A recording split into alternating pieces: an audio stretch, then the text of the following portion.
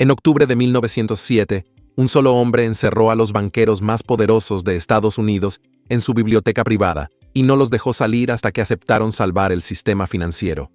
Cuando terminó la crisis, J.P. Morgan había ganado el equivalente a unos 1.600 millones de dólares actuales. No solo sobrevivió al pánico, escribió el manual para hacerse rico con él. Imagínalo, 2 de la madrugada, 2 de noviembre de 1907. La biblioteca de mármol de Morgan en la East 36th Street de Manhattan. 50 banqueros encerrados, las pesadas puertas cerradas con llave. Morgan sentado en su escritorio jugando solitario, mientras el Trust Company of America está a punto de colapsar. Afuera, en la oscuridad, la gente hace fila para sacar sus ahorros antes de que desaparezcan. Lo que nadie ve es que Morgan ya compró Tennessee Coal and Iron por $45 millones, más o menos la mitad de su valor real. Y mientras esos banqueros sudan pensando en sus bancos, él está decidiendo qué otros activos en apuros va a comprar antes de abrir la puerta y dejarlos volver a sus instituciones agonizantes. Lo que pasó esas madrugadas creó el plano de cada crisis financiera moderna. Y hay algo que hay que entender desde ya. Morgan no salvó el sistema por patriotismo. Lo salvó porque el pánico crea las condiciones perfectas para que quien tiene efectivo compre todo a precio de remate. Retrocedamos 3 semanas. 22 de octubre de 1907. Knickerbocker Trust abre sus puertas al caos. Corren rumores de malas especulaciones en acciones de cobre y todos quieren su dinero ya. En apenas 3 horas salen $8 millones, el equivalente a cientos de millones actuales. A las 3 de la tarde las cajas están vacías, la entidad colapsa, el pánico empieza. Morgan tenía recursos para rescatar Knickerbocker. No lo hizo. En lugar de eso, mientras otros bancos se ahogaban y la gente hacía cola desesperada, sus intermediarios empezaron a comprar las propiedades de Knickerbocker al 30-40% de su valor. Cuando todos entran en modo pánico, los precios de los activos se hunden. Y quien tiene efectivo, recoge los pedazos. El pánico se extendió por todo el distrito financiero de Nueva York. Los bancos dejaron de prestarse entre sí. La bolsa se desplomó. Muchas empresas no podían pagar nóminas. La economía entera se acercaba a un paro total. Ahí es cuando Morgan hace su jugada más grande. Apunta a Tennessee Coal and Iron, una empresa con reservas gigantes de carbón y mineral de hierro en el sur.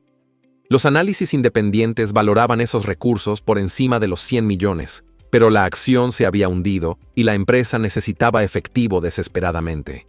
El 4 de noviembre, US Steel, controlada por Morgan, compra todo por 45 millones. Cuando el polvo se asienta y el mercado se estabiliza, el valor se dispara. Morgan prácticamente duplicó su dinero solo por estar líquido cuando todos los demás tenían miedo. Fíjate en la mecánica. El pánico no destruyó el valor real de las minas ni las fábricas. Los recursos seguían ahí. Los trabajadores seguían sabiendo hacer su trabajo. Lo que colapsó fue el precio en papel, la percepción. En esa brecha entre valor real y precio en pánico, Morgan extrajo una fortuna. Pero el éxito de Morgan dejó algo muy incómodo al descubierto. Un solo ciudadano privado acababa de controlar el destino del sistema bancario americano desde su biblioteca. Eso no le gustó nada ni a políticos ni a la opinión pública. Estados Unidos necesitaba una solución permanente.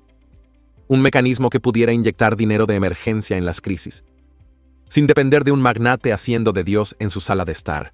Así nace la Ley de la Reserva Federal de 1913. 6 años después de la encerrona en la biblioteca, el Congreso crea el sistema de Banco Central. La historia oficial: evitar futuros pánicos y proteger a los depositantes. La realidad: institucionalizar el mecanismo de Morgan, pero ahora con el sello del gobierno. La Reserva Federal recibe el poder de ser prestamista de última instancia. En una crisis, puede darle liquidez a los bancos cuando nadie más quiere prestar. Suena fantástico para la estabilidad del sistema, pero hay una letra pequeña. El dinero de emergencia va a bancos e instituciones financieras. No va directo a ti. Traducción: cuando llega la próxima crisis, los bancos se rescatan con préstamos baratos, mientras tus acciones y tus ahorros se desploman. Luego, con ese dinero casi gratis, esos mismos bancos compran los activos que tú vendiste por miedo y se llevan la subida cuando todo se recupera. La jugada de 1907 se vuelve sistema. En 2008 lo vimos en versión XXL. Una auditoría posterior reveló que durante la crisis, la Fed llegó a prestar, sumando todos los programas de emergencia, del orden de decenas de billones de dólares a instituciones financieras de todo el mundo.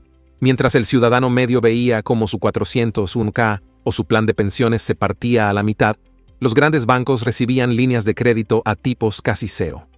Ejemplos concretos. Bank of America recibe líneas de liquidez masivas y con ese respaldo compra Merrill Lynch, una firma que había valido muchísimo más apenas año y medio antes. Citi utiliza los programas de emergencia para cargar su balance con hipotecas basura que el mercado estaba tirando al 20-30% de su valor facial. Años después, cuando los precios se normalizan, esas compras se convierten en beneficios gigantescos. Mismo patrón. El pequeño vende por miedo. El grande compra con dinero prestado casi gratis. La Fed estabiliza. El mercado sube. La ganancia se queda arriba. Y no todos pueden jugar a ese juego. La Fed mantiene una lista de primary dealers, alrededor de una veintena de instituciones con acceso directo a sus operaciones y a esa liquidez de emergencia. Es el club. Si estás dentro, tienes oxígeno cuando los demás se ahogan. Si no, compites contra jugadores que pueden pedir fichas ilimitadas a tipos mínimos, mientras tú te quedas mirando. La versión 2020 fue todavía más rápida y quirúrgica. Llega la pandemia, el S&P 500 cae alrededor de un tercio en apenas un mes. Pánico absoluto. En cuestión de días, la Fed anuncia programas de compra de activos por cientos de miles de millones. Y luego básicamente dice, sin límite, lo que haga falta. Contratan a gestores gigantes como BlackRock para ejecutar compras de bonos corporativos. Mientras tanto, esos mismos gestores también compran para sus propios fondos durante la caída. Unos meses después, el mercado no solo se ha recuperado, está en máximos históricos. Los que vendieron en marzo siguen lamiéndose las heridas. Los que tenían liquidez y nervios de acero hicieron retornos de 2 dígitos en pocos meses. Aquí entra otra pieza clave que casi nadie comenta. El concepto de demasiado grande para caer. Si eres una institución sistémica, el sistema te tiene que rescatar. Tu riesgo real es menor, así que puedes jugar más agresivo. En 1998, cuando el hedge fund Long Term Capital Management revienta, la Fed de Nueva York orquesta un rescate financiado por los grandes bancos. Estos bancos saben que la Fed va a recortar tipos, se posicionan en bonos y en cuestión de meses se anotan retornos enormes. Otra vez, la crisis no los destruye, los enriquece. Después de 2008 y 2020, el modo emergencia dejó de ser algo excepcional. En 2021, la Fed establece una facilidad permanente de repos, una especie de grifo de liquidez de cientos de miles de millones diarios para primary dealers. Ya no hace falta activar la máquina en cada crisis. La máquina está encendida 24/7. Ahora junta todo esto con la foto actual del mercado. Valoraciones muy por encima de la media histórica. Empresas zombies que solo sobreviven refinanciando deuda barata. Hogares cargados de crédito en tarjetas, autos y casas, con tasas de ahorro bajas. Y los grandes bancos sentados sobre montañas de reservas en la propia Fed, listas para desplegarse el día que todo se desplome. En 2007 los bancos tenían una cantidad pequeña de reservas, hoy tienen cientos de veces más. No es porque estén asustados, es porque están preparados. Si miras la historia ves un ritmo. La Fed infla, el mercado se estira, y tarde o temprano hay corrección fuerte. Años 20 y crack del 29, burbuja.com y pinchazo en 2000, burbuja inmobiliaria y colapso en 2008, intervención salvaje en 2020. Y ahora entramos en la ventana 2026-2028, con todos los ingredientes otra vez sobre la mesa. ¿Cómo puede verse la próxima gran caída? Algo dispara el miedo, un impago gigantesco, un evento geopolítico o simplemente valoraciones que ya no se sostienen. Los índices caen un 30-40% en pocas semanas.